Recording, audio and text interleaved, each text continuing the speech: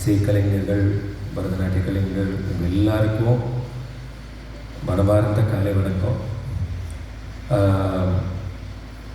உடுமலைப்பேட்டை வரதில் ரொம்ப மகிழ்ச்சி. டிசம்பர் மாதத்தில் சென்னையில் நீங்கள் பார்த்தீங்கன்னா நிறைய இசை கச்சேரி இருக்கும். டிசம்பர் மியூசிக் சீசன், மார்கழி விழா. அந்த சமயத்தில் அங்கே இல்லாமல் இங்கே இருக்கிறது ரொம்ப சந்தோஷமாக இருக்குங்க.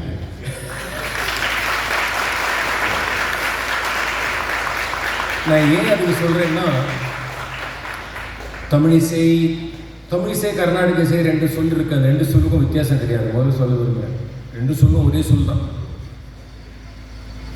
தமிழில் கர்நாடக இசை பாடலாம், கர்நாடக இசை தமிழில் பாடலாம். என்ன இது ஒரு வித்தியாசம் கிடையாது.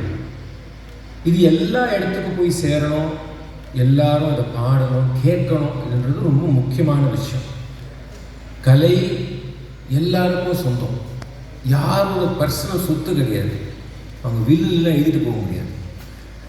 பட் அது எல்லாரும் போய் சேரணும்னா அதுக்கு முயற்சி தேவை. அது தானாக போய் சேராது. நம்ம என்ன நினைக்கிறோம்னா கலைன்றது இசைன்றது இருக்குங்களே, இப்போ யூடியூப் இருக்குது, யாரோட கேட்கலாமே, அப்படி கிடையாது. சொல்லணும், ஒரு தொடர்புன்னு ஒன்று தேவை. அந்த தொடர்பு எப்படி வருதுன்னா, ஒரு வீட்டில் தொடர்பு வரலாம், வீட்டில் ரேடியோ போகிற ஒரு வழக்கம் இருக்கலாம், கச்சேரி போகிற வழக்கம் இருக்கலாம். ஸோ அந்த இசையோ அந்த கலை வடிவத்தோட அழகியல் புரிதல் இருக்கோ இல்லையோ, அந்த அழகியல் காதல் வந்து விடணும், இல்லாட்டா நடனமாக இருந்தால் பார்க்கறதுக்கு ஒரு வாய்ப்பு இருக்கும். இந்த வாய்ப்பு, இந்த ஒரு சூழல் எல்லாருக்கும் இயல்பாக நடக்காது. இது ஒரு சமுதாய நிஜம். ஸோ கலை எல்லாருக்கும் சொந்தன்றது ரொம்ப அழகான சொல், கேட்கறதுக்கு அழகாக இருக்கு. ஆனால் அது நடக்கணும்னா அது முயற்சி தேவை. அந்த முயற்சியில் கலைஞர்கள் டெஃபினட்டாக கலந்துக்கணும். இன்ஃபேக்ட் நான் கலைஞரோட பெரிய ஒரு ரெஸ்பான்சிபிலிட்டின்னு நான் சொல்லுவேன். இது எல்லாருக்கும் போய் சேர்ந்து ஒரு ரெஸ்பான்சிபிலிட்டி. ஸோ கர்நாடக இசை வந்து சில இடத்துல தான் நடக்கும், சில பேர் தான் கேட்பாங்க. அது ரொம்ப கஷ்டங்க, இதெல்லாம் ரொம்ப எல்லாருக்கும் புரியாது. இதெல்லாம் பொய்ங்க, அப்பட்ட பொய், அவ்வளோதான் சொல்லுவேன். இது எல்லாருக்கும் புரியாது, எங்களுக்கு எல்லாம் புரிஞ்சது மாதிரி நான் பேசுகிறேன், கூட எல்லாம் புரியல. புரிதல் இருந்து ரெண்டாவது விஷயம். கேட்கறதுக்கு புரிதல் தேவை கிடையாது, கேட்கறதுக்கு அந்த அனுபவம் தேவை. அந்த அனுபவத்தை எல்லாருக்கும் கொடுக்கணும். அந்த அனுபவம் இருக்குன்னா புரிதல் தேவையா உங்களுக்கு கற்றுக்கணுமா, ஏன்னா அவங்கவுங்க ரெண்டிய பண்ண வேண்டிய விஷயம்.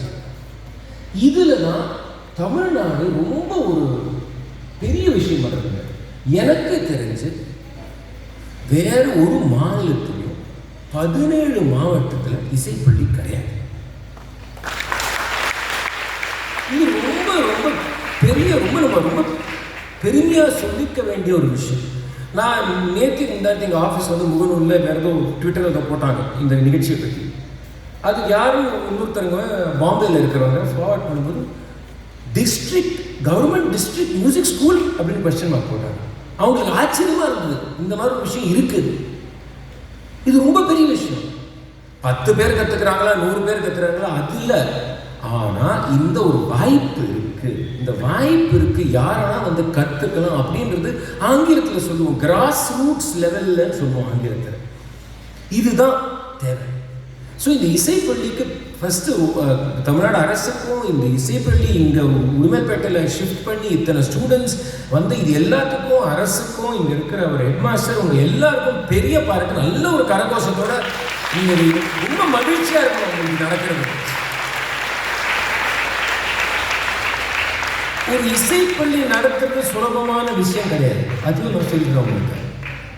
கேட்கறதுக்கு நல்லா இருக்கும். ஸ்கூல் திறந்துட்டு சார் இருக்கணும், அங்கே வந்து ஸ்டூடெண்ட்ஸ் வரணும், கிளாஸ் ஒழுங்காக இருக்கணும், அவங்களுக்கு புரியணும். நான் சொன்ன மாதிரி இப்போ நான் ஒரு சிம்பிள் எக்ஸாம்பிள். இப்போ எங்கள் வீட்டில் எடுத்துட்டீங்கன்னா சின்ன வயசுலேருந்து கர்நாடக இசை காதை விழுந்துருங்க. நான் கற்றுக்க போகிறேன்னா என்னோட குடும்பத்தில் ஃபஸ்ட்டு இசை கலைஞர் நான் தான், சரிங்களா?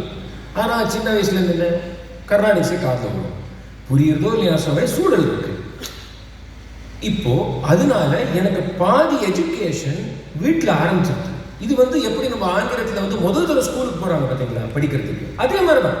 முதல் தடவை ஸ்கூலுக்கு போகும்போது அவங்க அப்பா படித்ததில்லை, தாத்தா படித்ததில்லைன்னா அவங்க அந்த ஸ்கூலில் 4 மணி நேரம் தான் படிப்பு.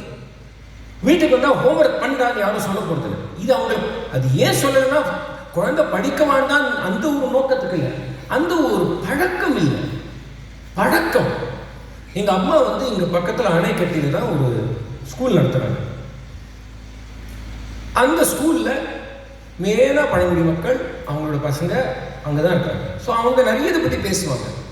5 மணி நேரம் ஸ்கூலுக்கு வராங்க. வீட்டுக்கு போனால் அவங்க 10,000 வேலை இருக்குது வீட்டில், அதை முடிக்கணும், காலம்புற ஸ்கூலுக்கு வரணும். இந்த வீட்டில் படிக்கிற பழக்கம், வீட்டில் வந்து ஹோம்ஒர்க் பண்ண பழக்கம், இதெல்லாமே ஸ்கூல்லேயே பண்ணணும். இதே வந்து நீங்கள் இசைக்கலைக்கு ஷிஃப்ட் பண்ணுங்க. இதே ஒரு வீட்டில் இந்த கர்நாடக இசையோ பரதநாட்டியமோ தேவார இசையோ இதெல்லாம் அவங்க காதலோட ஒரு பழக்கம் இல்லைன்னு வச்சுக்கோங்க. ஆனால் அந்த அந்த ஒரு மாணவியோ மாணவர்களுக்கோ ரொம்ப ஒரு இன்ட்ரெஸ்ட் இருக்குது. அவங்க வராங்க, 4 மணி நேரம் ஸ்கூலில் இருக்காங்க, ஆசிரியர் ரொம்ப அழகாக சொல்லி கொடுக்குற, நல்லா பாடுறாங்க. இப்போ திருப்பியும் வீட்டுக்கு போகிறாங்க. இது ரெண்டும் கனெக்ஷனே கிடையாது. இது எவ்வளோ கஷ்டமான விஷயம் அப்போ ஆசை அவங்க சொல்லி கொடுக்குறாங்க, அதுக்கு காம்பன்சேட் பண்ணணும்.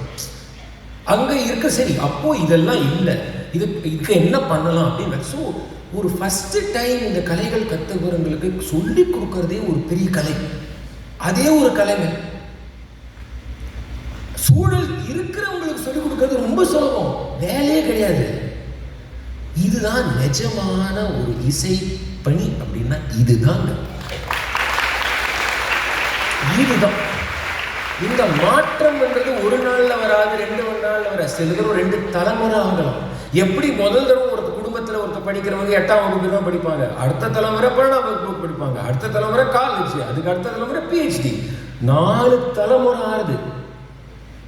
அந்த மாதிரி ஒரு லாங் டர்மாக சிந்திக்க வேண்டிய விஷயம் கலாச்சாரத்தை பற்றி, கல்ச்சரை பற்றி. இந்த மாற்றங்கள் ஒரு தலைமுறையாக நடக்கிற மாற்றங்கள். இன்னைக்கு நாளைக்கு மேஜிக் கிடையாது.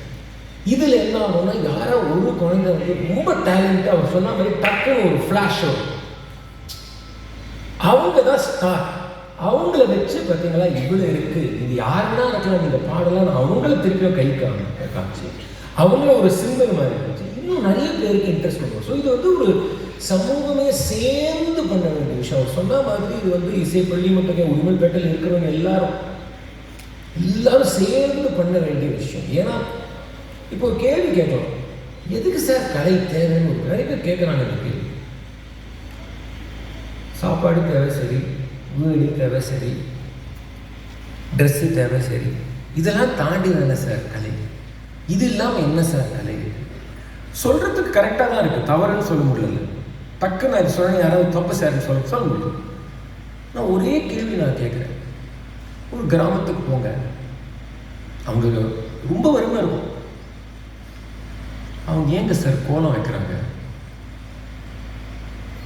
ஒரிசா போனீங்கன்னா, கிராமத்துக்கு போனீங்கன்னா அவங்க வீட்டிலலாம் பெயிண்டிங் இருக்கும். பெயிண்டிங்னால வருமானம் கிடையாது, அந்த கோலம் வைக்கிறதுனால வருமானம் வரப்போகிறது இல்லை. ஏன் வைக்கிறாங்க? கலைன்றது ஒரு மனுஷனுக்குள்ளே இருக்கிற ஒரு உணர்வு. அந்த உணர்வு தான் அவங்களுக்கு கொடுக்குற பெரிய ஒரு பலம்.